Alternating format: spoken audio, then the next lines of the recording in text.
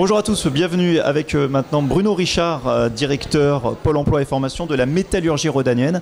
Alors la métallurgie, là on est vraiment dans le vif du sujet, de gros besoins sur des postes parfois méconnus. Oui, tout à fait. C'est pour ça que nous participons très souvent et le plus possible à ce type de manifestations et de forums pour faire découvrir nos métiers qui ont une image souvent erronée au niveau du public, puisque nos entreprises, c'est vrai que sont souvent en dehors des villes et puis souvent fermées.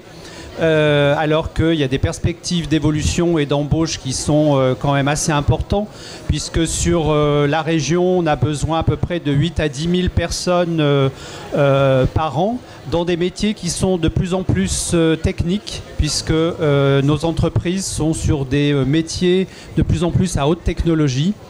Et nous avons des entreprises tout à fait remarquable en termes de conditions de travail, malgré l'image que des gens peuvent encore avoir de la métallurgie.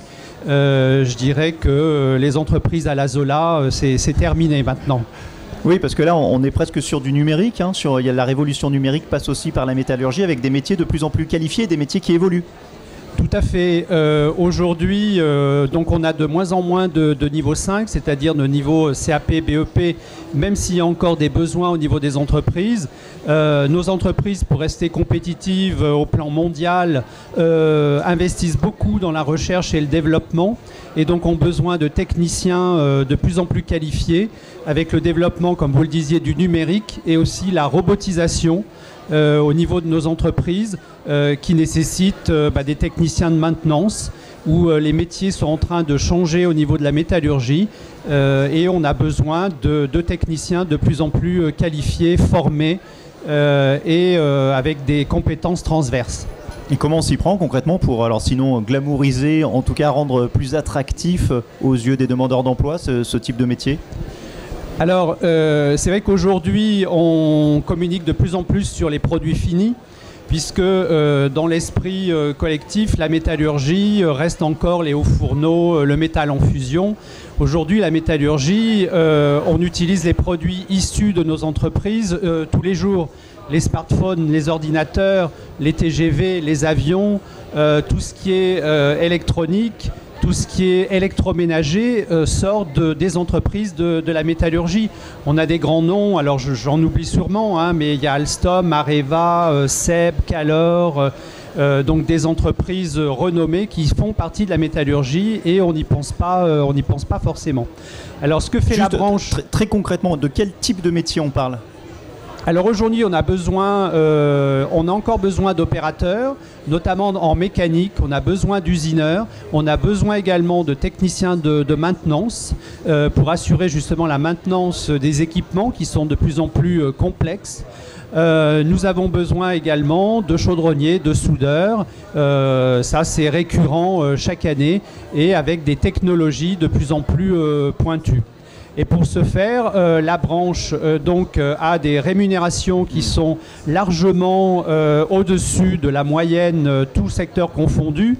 On oscille plutôt en moyenne autour de 34 000 € bruts par an, quand la moyenne est bien inférieure. D'ailleurs, pour attirer les jeunes, nous avons relevé les montants des salaires des contrats d'apprentissage ou des contrats de professionnalisation, justement pour pouvoir attirer les gens vers nos métiers. Et nous avons des perspectives d'évolution, puisqu'aujourd'hui nous avons un centre de formation d'apprentis où nous formons des apprentis du CAP au diplôme d'ingénieur. Aujourd'hui, dans notre centre de formation, près de la moitié de nos apprentis sont aujourd'hui pour des formations d'ingénieurs qui répondent aux besoins de nos entreprises. Chaque année, pour vous expliquer le besoin que nous avons, même ce qui a été dit précédemment, notamment par Pôle emploi, où c'est vrai que l'industrie a des effectifs qui sont en baisse. C'est pas uniquement parce que l'industrie disparaît, mais c'est parce que les entreprises externalisent de plus en plus de services. Et donc, quand on externalise, les salariés, par exemple, du gardiennage, de la maintenance, de l'informatique ou des services paye, ne sont plus comptabilisés dans nos effectifs. Mais aujourd'hui, on dit qu'un emploi dans l'industrie génère 3 emplois dans les services. Donc l'industrie est fondamentale pour l'économie de notre pays, car ça génère de l'activité. Juste pour terminer, en 2 mots, vous l'avez évoqué, hein, l'apprentissage, vous, c'est un dispositif sur lequel vous appuyez à fond pour intégrer des jeunes, notamment dans vos filières. Tout à fait, nous avons besoin d'apprentis pour régler notamment le renouvellement générationnel, puisque nous avons beaucoup de salariés qui vont partir en retraite et nous avons besoin de prévoir et d'anticiper ce renouvellement. Donc nous avons aujourd'hui dans notre centre de formation d'apprentis de l'industrie 1400 apprentis, donc du CAP au diplôme d'ingénieur. Nous pourrions en accueillir beaucoup plus. Nous avons chaque année entre 200, à peu près 200-250 offres d'entreprises non pourvues par manque de jeunes ou une inadéquation avec les personnes sur le marché de l'emploi par rapport aux besoins de nos entreprises. Puisqu'à côté, nous avons 150 jeunes qui ne trouvent pas d'employeurs pour faire leur apprentissage. Donc pour nous, le contrat d'apprentissage est vraiment un outil important. On a un taux d'insertion de plus de 85% au terme du diplôme. Merci beaucoup. Une interview à retrouver sur Le Village des Recruteurs, notre chaîne YouTube.